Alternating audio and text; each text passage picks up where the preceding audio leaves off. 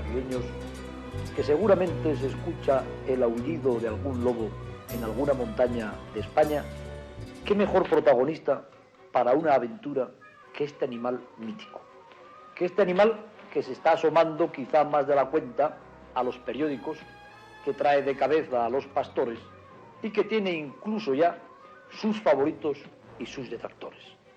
No cabe la menor duda de que el lobo, bueno o malo, mejor o peor, es un animal importante.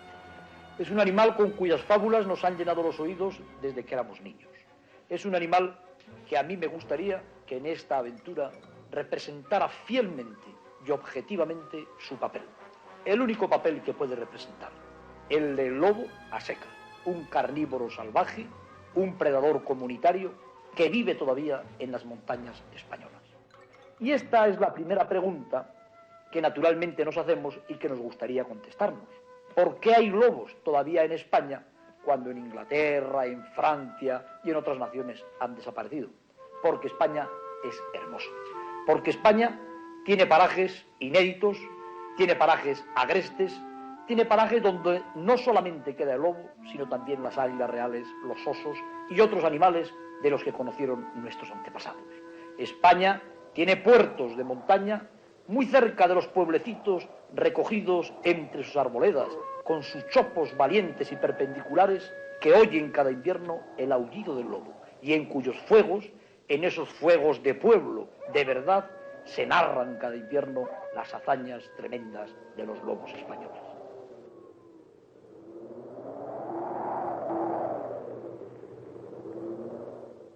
Pero si los lobos fueran simplemente un elemento decorativo del paisaje, si los lobos no tuvieran la desgracia o la suerte de tener que alimentarse de carne, entonces este cuento, colorín colorado, se acabaría muy pronto y habría poco que decir del lobo.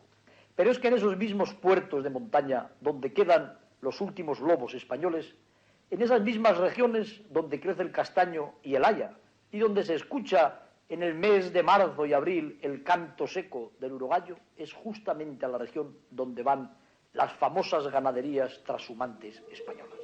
Esto de la trashumancia, como ustedes saben muy bien, constituyó una fuente de riqueza extraordinaria para nuestro país durante muchos años. Hoy queda todavía ganado que trashuma, aunque gran parte de él vaya en el ferrocarril. Pero puntualmente, en primavera, cuando la nieve abandona el roquedo y cuando la hierba nueva y suculenta comienza a crecer, puntualmente llegan las ovejas merinas, seguidas de sus mayorales, de sus zagales, de sus pastores y de sus mastines, a los altos puertos de montaña, donde pondrán la blanca nota de su mansedumbre y también de su alegría durante todos los meses del verano.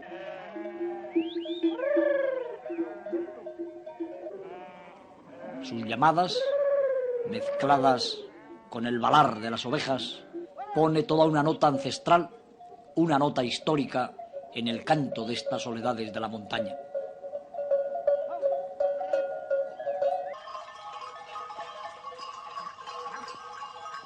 Al alba, el ganado es conducido a abrevar, a las cristalinas lagunas que siempre se encuentran en estos puertos y vallejadas. Lugares verdaderamente bucólicos, desconocidos quizá para el gran turismo, pero con una belleza que difícilmente se encontraría en cualquier otra parte del mundo. Y el pastor, que no puede perder el tiempo, maneja con facilidad su gancho para cuidar las pezuñas, importantísimo elemento anatómico de sus ovejas. Las piedrecillas que puedan metérseles entre la hendidura de sus pezuñas pares, las asperezas que pueden formárselas en este nuevo duro terreno calcáreo, han de ser cuidados y limpiados. Y naturalmente la sal, para atender al complemento mineral en la alimentación del ganado, es también repartida puntualmente por los pastores a las ovejas, que son como una parte de sí mismos.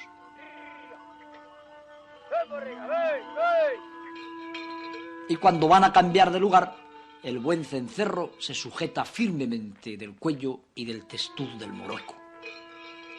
De este testud simbólico, de este ariete viviente que marchará al frente del rebaño, pero detrás justamente del pastor.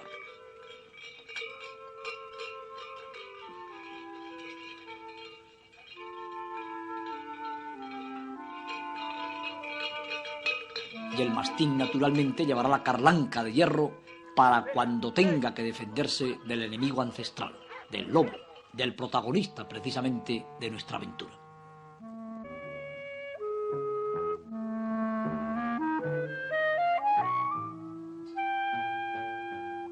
En un paraje montañés, en un paraje agreste, donde hay ovejas y donde hay lobos, es lógico que ocurra lo que tiene que ocurrir, por desgracia. Porque supongan que ustedes y yo fuéramos lobos. Supongan que no pudiéramos comer ni alimentarnos de acelgas, de legumbres, de manzanas y de naranjas. Supongan que únicamente la carne constituyera nuestra fuente de alimento porque fuéramos carnívoros y que muy cerca de nosotros hubiera ovejas. Y que nosotros, no siendo animales racionales, no supiéramos que aquellas ovejas tienen dueño, que pertenecen a un señor de Extremadura que las lleva allí a pasar el verano. ¿Qué haríamos? Trataríamos de conquistar la carne nuestra de cada día atacando a las ovejas. Y así es como en esas tremendas cacerías, en esos estratégicos cepos que los lobos tienden al ganado, le atacan al atardecer, cuando lentamente las trashumantes van cambiando de un puerto a otro. En el momento en que son más fáciles de atacar, en el momento en que son más vulnerables, cuando se puede sorprender al mastín y al pastor.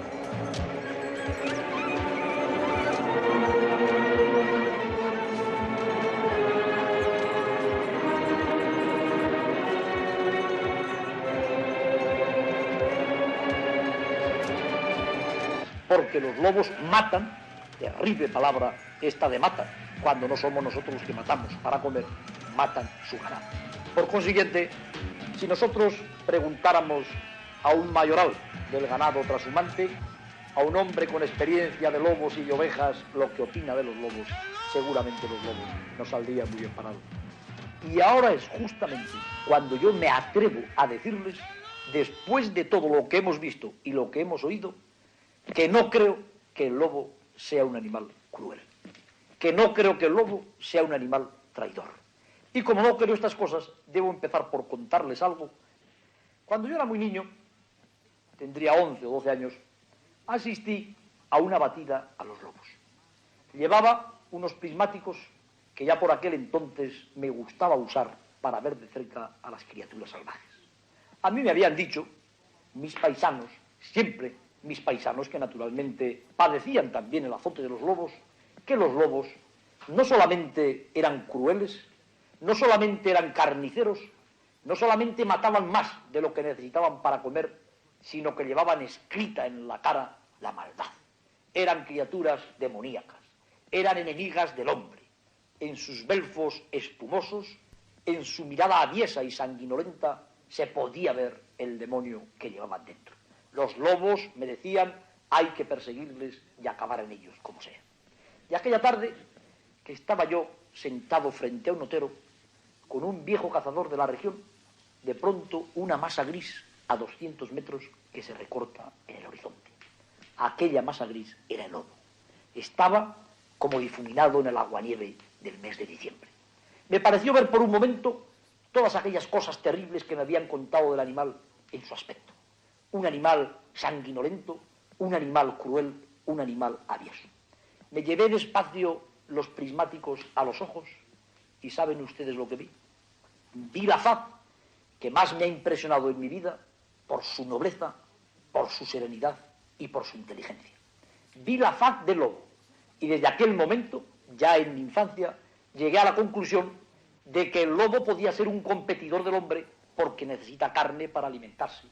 De que el lobo, que en el pasado, en el principio de la evolución de su especie, se alimentaba de animales salvajes, porque el hombre no se había hecho todavía dueño de todos los animales, no tenía más remedio que luchar por perpetuar su especie, como luchamos nosotros para perpetuar la nuestra. Y entonces, sin saber cómo lo iba a hacer, me propuse penetrar en el verdadero mundo de los lobos. Me propuse, y quizá esto les parezca una exageración, transformarme en un lobo para mejor conocer a los lobos. ¿Y cómo, se preguntarán ustedes, se puede transformar un hombre en un lobo?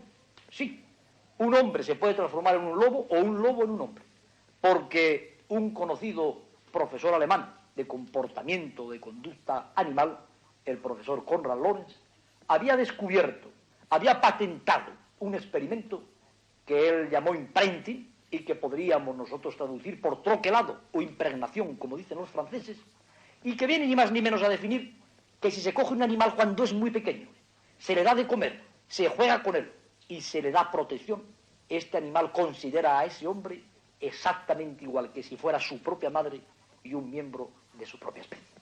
Había que comenzar, por consiguiente, por encontrar los lobos recién nacidos o de pocos días para hacer con ellos la experiencia de pretender ser al mismo tiempo su madre y el individuo dominante de su pequeña manada.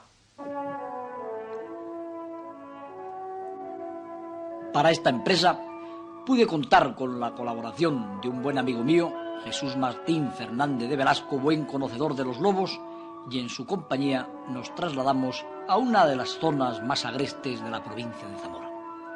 Sabíamos que repetidamente por allí se habían capturado lobeznos y queríamos anticiparnos a los pastores que lógicamente querían librar de alimañas su tierra. Caminamos bastantes días y tuvimos a gente en movimiento y exploración bastantes semanas. Sería muy largo el relato, pero una mañana, en un paraje solitario y hermoso, en un paraje de robledal donde se escuchaba el canto del mirlo y donde parecía que la cultura tecnológica no había llegado aún, fuimos siguiendo de cerca la pista de los lobos. Porque la loba cambiaba a sus pequeños casi diariamente de emplazamiento. Verdaderamente atemorizada, sabiéndose perseguida a muerte desde el principio de sus generaciones, la loba, a quien yo me atrevo a llamar, con perdón, la pobre loba, debía estar cambiando sus hijuelos cada mañana de sitio, llevando sus belfos jadeantes con la presa blanda y querida de su cachorro colgante, para colocarles en las sumarias camas que se hacía entre el piorno, entre las escobas y entre los robles frescos y acogedores. Y naturalmente, siguiendo las directrices de los expertos de la región, que decían que por allí estaba la camada de la loba, sabíamos que terminaríamos dando con el objeto de nuestras pesquisas.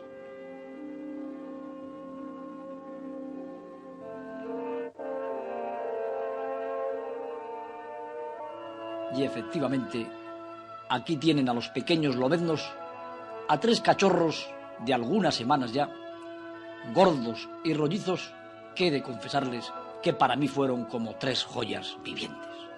Sobre todo me alegré de que no hubieran caído en manos de quien quizá hubiera podido hacerles mucho daño. Yo ni siquiera para un experimento que iba un poco a salvar la reputación del lobo me hubiera atrevido a llevarme los 3.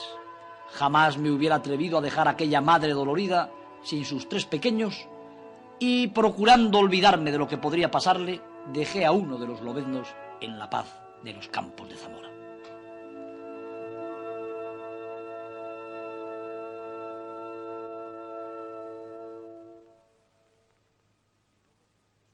El más feliz de los protagonistas de nuestra aventura se quedó durmiendo en sus montañas nativas de Zamora. Nosotros teníamos ya 2 lobeznos para comenzar la verdadera aventura.